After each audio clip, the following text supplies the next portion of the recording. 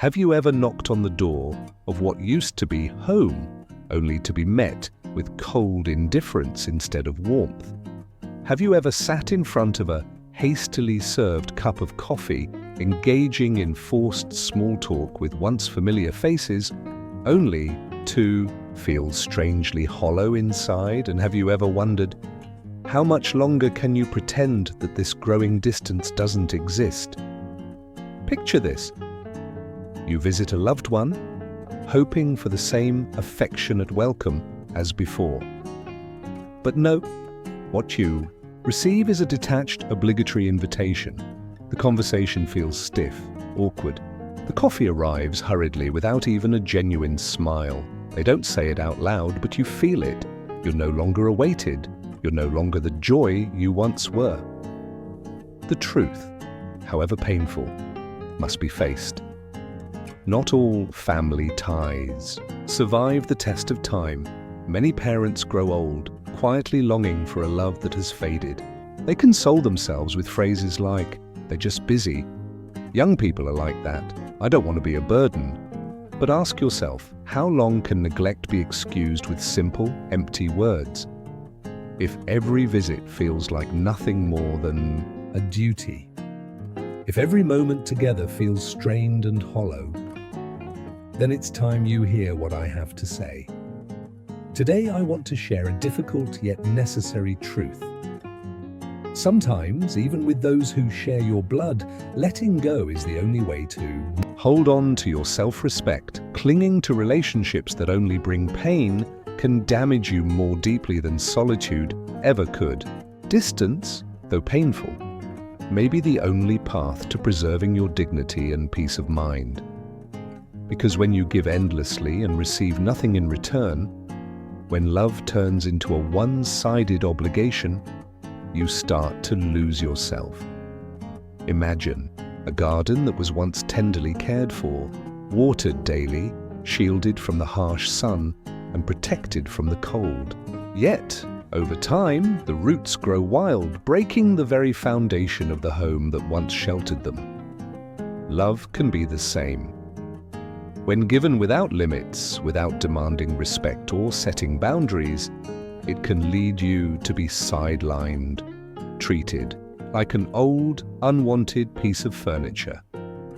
The philosopher Marcus Aurelius once wrote, "Life is not about how much you give to others, but about how much of yourself you retain in the process."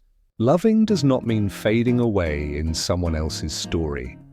So, where exactly is the line between true love and blind sacrifice? How do you know when it's time to let go, even if your heart still clings tightly? Join me in the next part, where these questions will be answered. It's time to face the truth, even if it hurts. We've already faced a painful truth, that sometimes distance is the only way to preserve your dignity. But now comes an even harder question. How do you accept that some family ties no longer have space for you?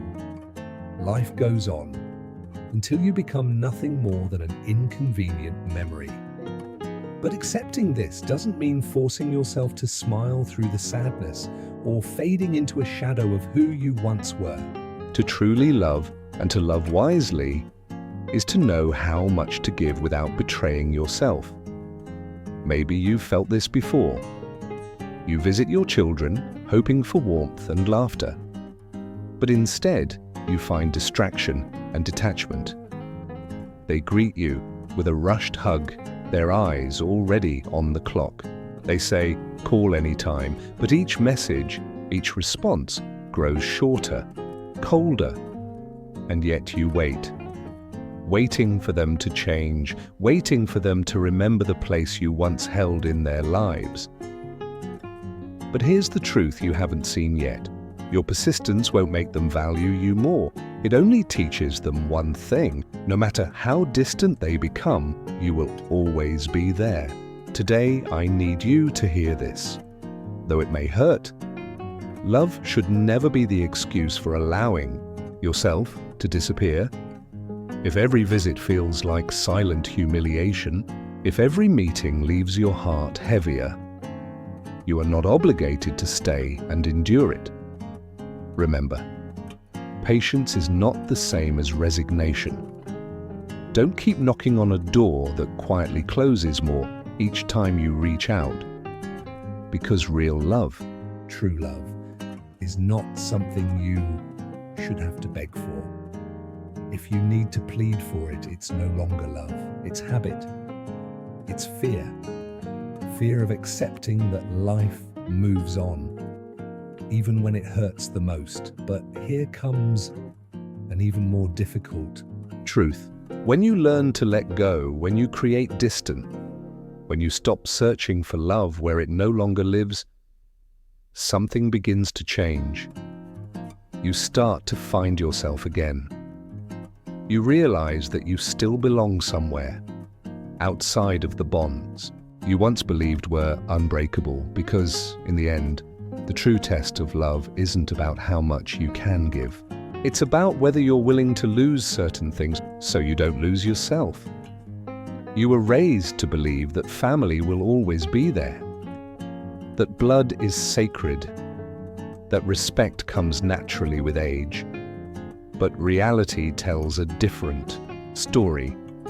Some parents who have dedicated their lives to their children now find themselves knocking on doors that rarely open. They cling to the hope that love explains everything, even when their treatment makes them question their own worth. And now we've reached the second key point of this video. Blood does not guarantee respect. We were taught that family ties should come with unwavering loyalty, that giving life should be enough to ensure love and appreciation in return. But look around. Some children drift away without explanation. They forget important dates. They treat their parents as inconvenient. obligations. And still many parents make excuses for them, believing that a little more patience, a few more calls, And a little more effort will somehow bring things back to how they used to be. But let's remember the words of Marcus Aurelius. Waste no more time arguing about what a good man should be. Be one. Sadly, too many people confuse being good with endlessly enduring. So when every effort feels meaningless, when patience only turns you into a silent sufferer, what does it truly mean to love yourself the right way? Stay with me, because in the next part, we'll uncover how to reclaim your worth and live with dignity, even if it means letting go. We've talked about the hardest thing, letting go to protect your own worth. But letting go is more than just stepping away. It's a deeper test. Do you have the courage to walk away, even when your heart still wants to hold on? You keep giving love and showing up, yet all you receive in return is cold indifference. This is not love. This is submission. One truth remains clear. Respect is not inherited, it is earned. And if you're not receiving it, that doesn't mean you're unworthy. It only means some people never learned how to give it. Perhaps you've felt this, that lump in your throat when your call ends after just a few minutes, or when you visit only to realize that your presence feels more like an interruption than a joy. You've bent over backwards to avoid being a burden. You've adjusted to their schedules. You've asked for so little just to stay connected to their lives. And yet, no matter how hard you try, nothing seems to change. Sadness quietly settles in, though pride stops you from admitting it. You've become someone waiting for scraps of love that no longer flow naturally. We often believe persistence is the answer, that more patience, more understanding or avoiding conflict will eventually fix things. But the harsh truth is this: dignity is not negotiable. If you must shrink yourself just to be accepted, that is no longer love. It is submission. In the Bible, Jesus said no prophet is accepted in his hometown. And this applies to many families today. There are those who value strangers' opinions more than their own parents, who show courtesy to the world, yet grow impatient with you, who interrupt your stories, glance away when you speak, and make you feel invisible. You keep hoping they'll someday realize your worth, but they move on, always taking you for granted. So, what can you do? Something very few have the courage to try. Walk away, not out of revenge, not to punish them, but as an act of self-respect. If they truly value you, they will feel your absence. If not, their indifference will only confirm what you've already suspected. At least then you'll stop exhausting yourself. You'll stop waiting for something that may never come. Stoic philosophy reminds us you cannot control the actions of others, only your own response to them. So here is your choice. Keep waiting, keep making excuses, keep giving without receiving, or start reclaiming your place. Demand the respect you deserve, even if it means creating distance, because self-love too is a form of love. And at this stage of life, you cannot afford to waste it on those who don't appreciate it. The real danger isn't just in their indifference, it's in how you slowly start to get used to it. One day they ignore you and you let it slide. Another day they dismiss you and you convince yourself it's nothing. Over time, you begin to normalize their lack of care. You quietly accept it, convincing yourself that's just how it is. But deep down, is this really how you want to spend the rest of your life? Stay with me, because in the next part, we'll face the ultimate truth: how to stop accepting indifference and find your way back to yourself. We just faced a bitter truth. Getting used to indifference can slowly trap us in quiet suffering. But accepting neglect is not the solution. In fact, what's even more dangerous than loneliness is being surrounded by people who make you feel invisible. Many people comfort themselves, saying, "At least I still have a place, even if it's just on the sidelines." They avoid conflict, convincing themselves that silence is peace. But silent acceptance is like slow poison. What starts as patience eventually turns into a quiet humiliation. And here we reach the third key point of this video. Loneliness is not your true enemy. Toxic relationships are. We've been taught to fear solitude, as if being alone means failure or punishment. But they never told us the real danger is not solitude. It's being surrounded by people who make you feel like you don't matter. Picture this: a house full of noise, yet without real conversation. A table crowded with people, yet lacking true connection. Being physically present in someone's life doesn't mean you're truly part of their world. Some people hold on to shallow relationships just to avoid facing emptiness. But what happens next? They become trapped, maintaining connections fueled only by routine, not love. Years pass. They visit their children out of obligation, not desire. They sit in living rooms where no one really listens. They attend family gatherings where their presence is just a formality. And worse, out of fear of being alone, they repeat this cycle endlessly, convincing themselves any company is better than none.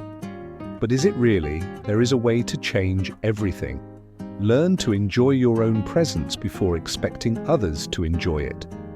The philosopher Seneca once said, "A wise man is self-sufficient, yet enjoys the company of others when it is genuine." The key is not to desperately seek those who will love you. Instead, build a life where companionship is a blessing, not a necessity.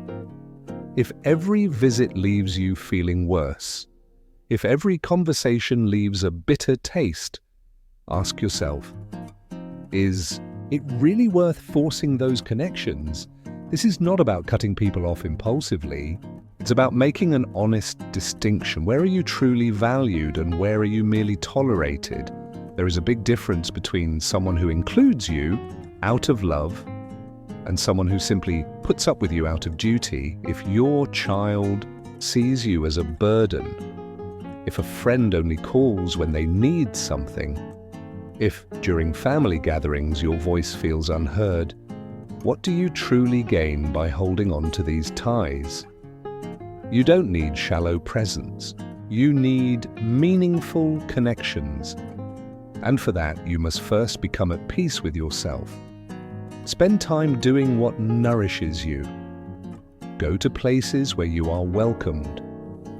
Be with people who make you feel alive and valued. This is not isolation.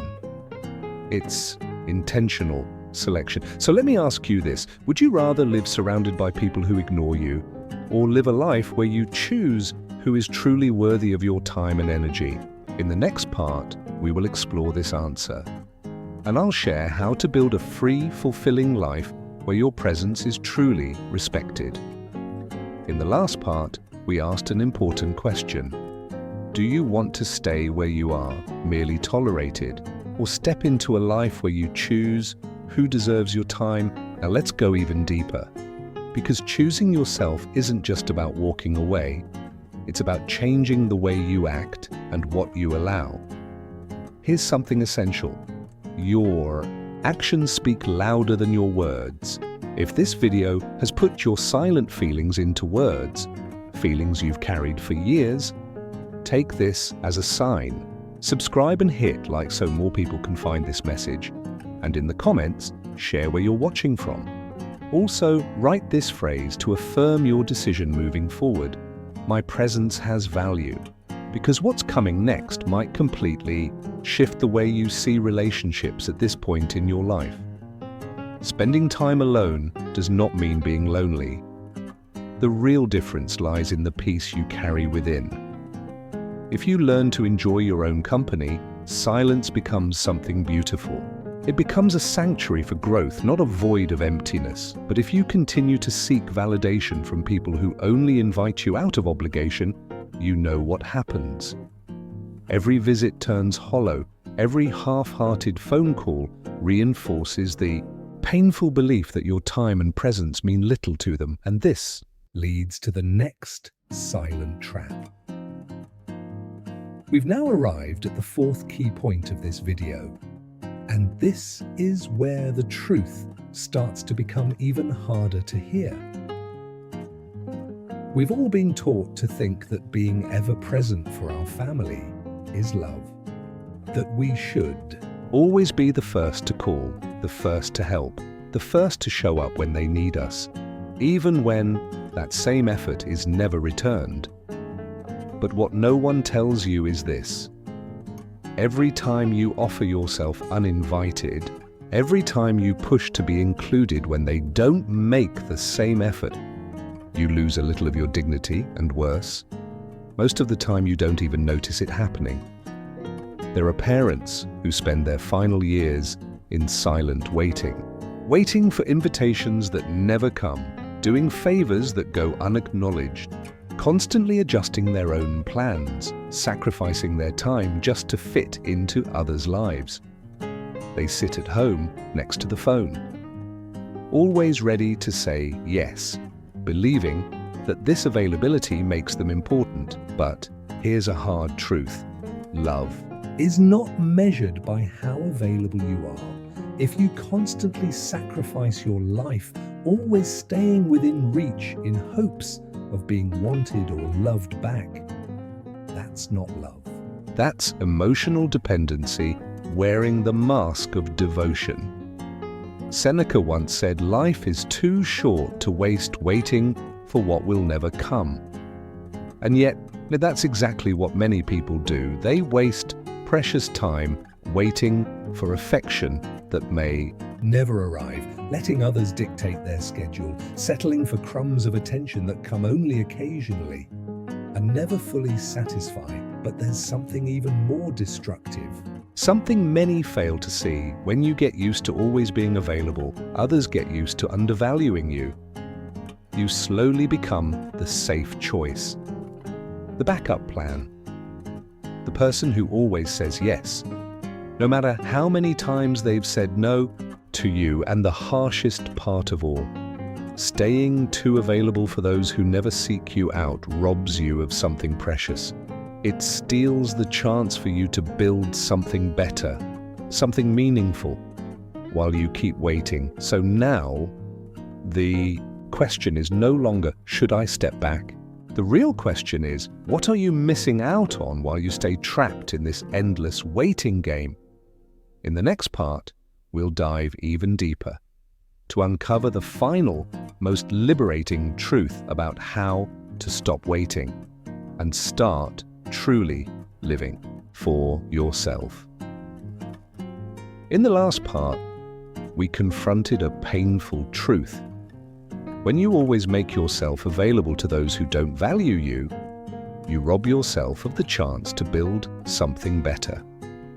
Now let's go even deeper, because this next part may hit even closer to home every time you sit quietly, waiting for them to invite you over. Every time you hesitate to step into new spaces just in case the phone rings, you're missing something precious. You miss the opportunity to create your own world. A world shaped by your interests, your joy, your fulfillment. While you wait for a call that may never come, while you cling to the comforting belief that family is everything, you overlook a much harsher reality. Not all families are united by love. Some are held together only by habit, by obligation, by routines that leave everyone quietly frustrated, yet unwilling to speak out. So if today you find yourself asking, why do I feel so empty, even though I keep showing up and helping? Why does every good deed leave me lonelier than before? It's time to face a difficult but necessary question. Are you truly giving love, or are you just avoiding the truth? Because here's what's hard to admit. Not everyone values you as much as you think. Not everyone misses you when you're gone. Not everyone even wonders how you feel while you spend your days and energy thinking about them. At some point, you must decide, will you keep making yourself available to those who never reach out for you? Or will you finally become available for the one person who matters most, yourself? Remember this, life after 60 is not a waiting room. You are not here just to sit quietly, hoping someone will give your life meaning. You are not meant to be included only when it's convenient for them.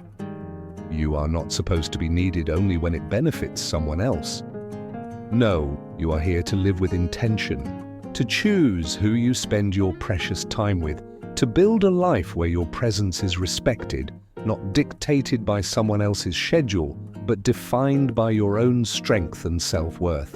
And that powerful shift begins the moment you stop, making yourself endlessly available to those who don't appreciate you, and start giving your time to what truly matters. Expecting respect from those who never learned to give it? It's like holding a stone tightly in your hands, hoping it will return your warmth.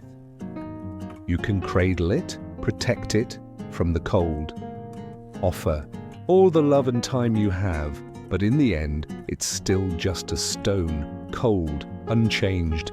Yet how often do we fall into this trap? We tell ourselves, maybe if I give more, if I'm more patient, if I try a little harder, everything will change. We cling to this hope. One day, they'll recognize my worth.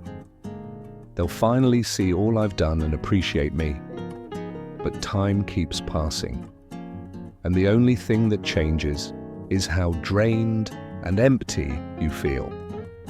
Reaching the fifth key point and moving toward the deeper reflection. We've now arrived at the fifth key point of this video. Do not confuse patience with resignation. There's a very fine line between waiting with wisdom and waiting out of fear. Patience means you understand that things take time. Resignation means you've begun accepting the unacceptable. It means allowing yourself to be ignored. pushed to the background of someone else's life, treated like a piece of old furniture, only noticed when needed. And here's the worst part.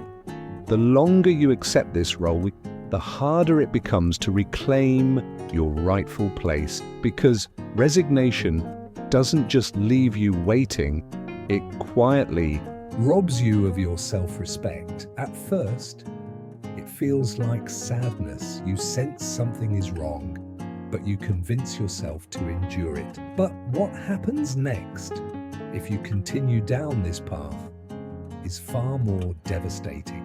In the next part, we will confront this head-on, the true and hidden cost of staying silent, and how it slowly erodes your spirit. Stay with me. What comes next may change everything. In the last part, we asked a hard question. What are you sacrificing by waiting endlessly for others to notice your worth? Now it's time to go deeper, to face what happens when waiting turns into a habit. And dignity slowly slips away. It doesn't happen overnight. First, it's exhaustion, the heavy weight of constantly giving more than you receive. Yet, somehow, you still make excuses for it. Then, without even realizing, you fall into a pattern. You become used to silence, used to lowering your head when pushed aside, used to not asking for what you deserve. And that's when something dangerous happens. You lose yourself.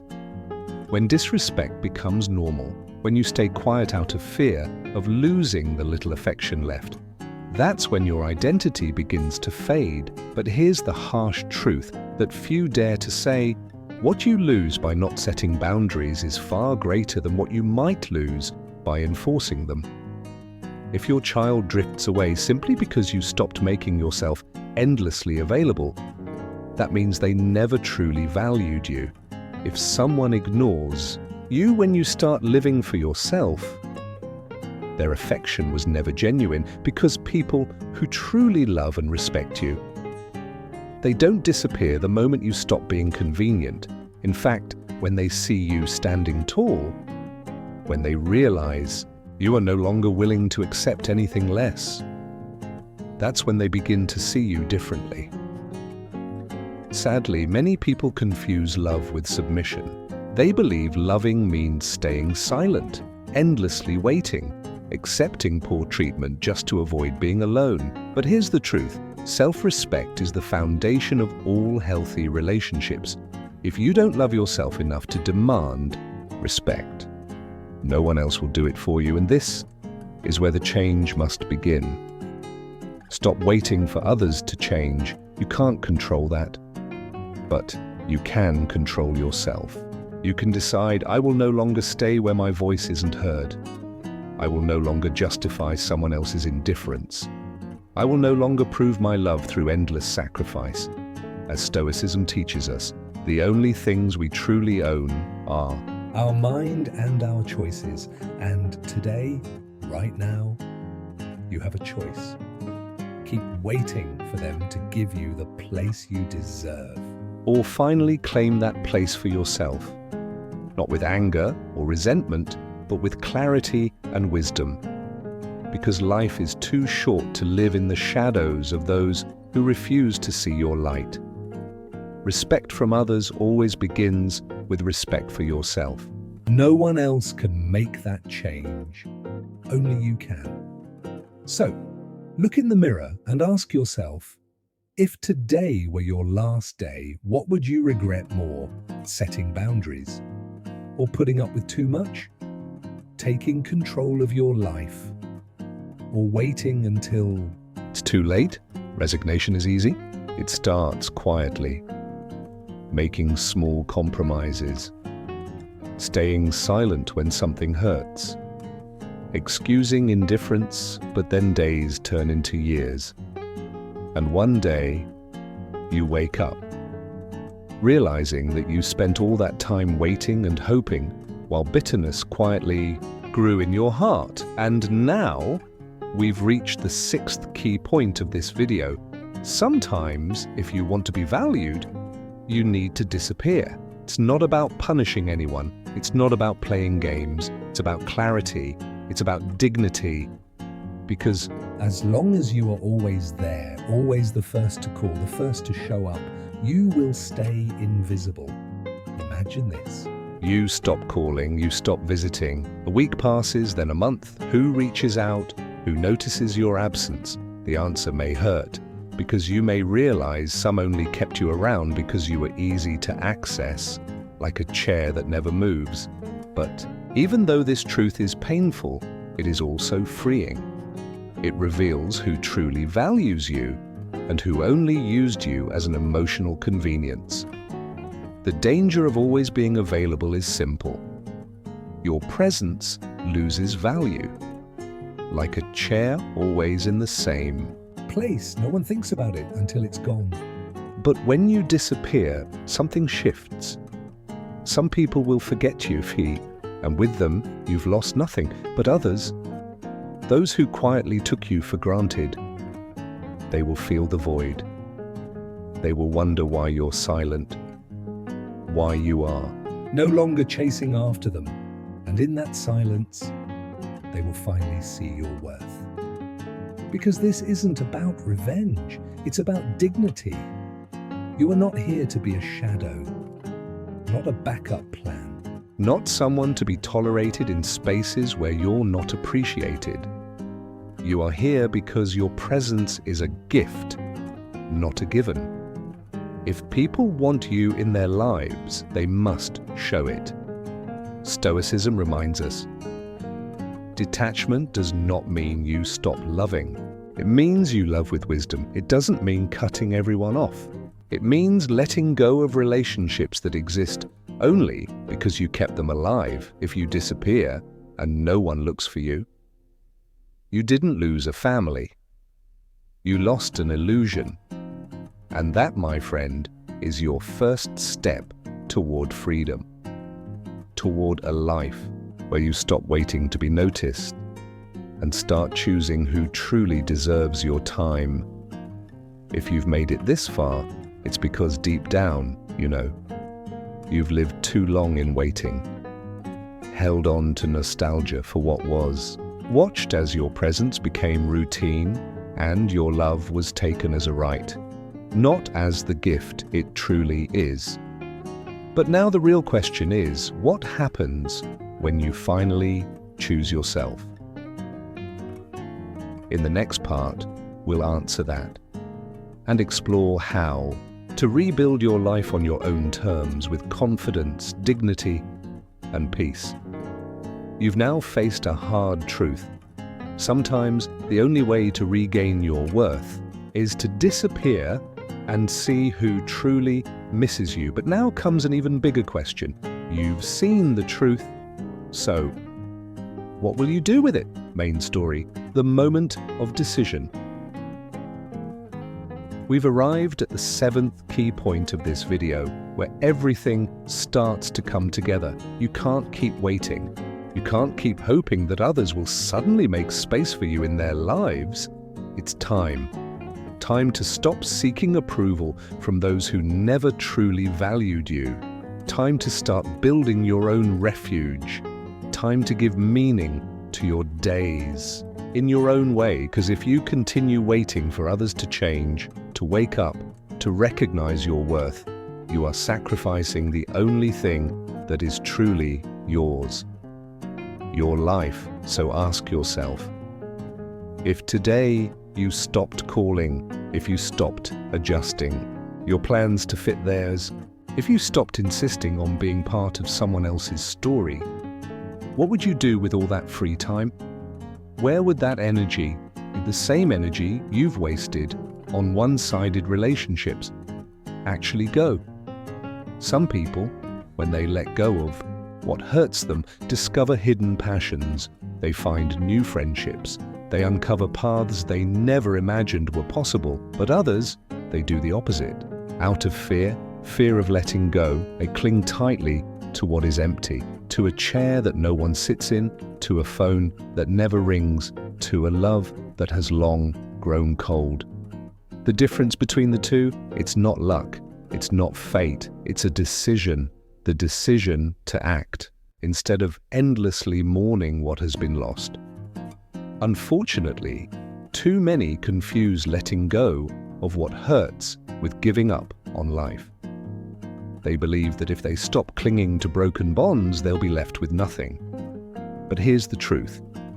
Only when you release what no longer feeds your soul can you make space for what truly matters. So, here's the real question you need to face now. Will you continue spending your days trying to prove your worth to those who don't care? Or will you finally start living for yourself? Stoicism teaches us that true freedom comes from detachment. You can't control whether others love you, reach out, or value you. But you can control how you respond. You can keep fighting against the current, desperately waiting for recognition. Or you can let go. You can choose to build a life that doesn't depend on other people's validation. A life where, when you stop chasing what ignores you, what truly matters will begin to find its way to you. Today, you stand at a crossroads.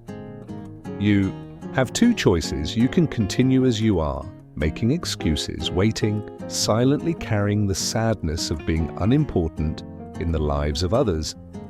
Or you can rise, you can start creating a space where your presence is a gift, not a burden, where you no longer need permission to exist, where each day has meaning, because you choose to give it meaning. The choice is yours. And make no mistake, there is no more time to waste. If you've made it this far, it's not an accident.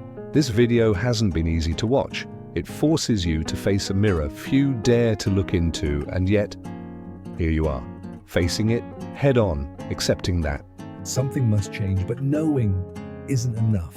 awareness without action is just another way of lying to yourself.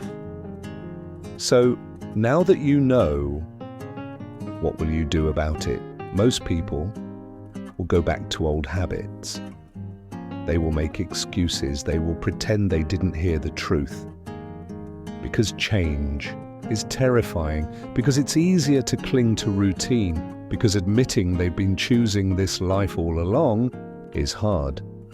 But a few, the ones who truly want dignity instead of resignation, they will do something different.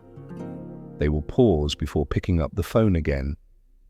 They will stop making excuses to visit places where they aren't truly welcome. And they will start asking themselves a life-changing question. What can I do with the time I once wasted on waiting?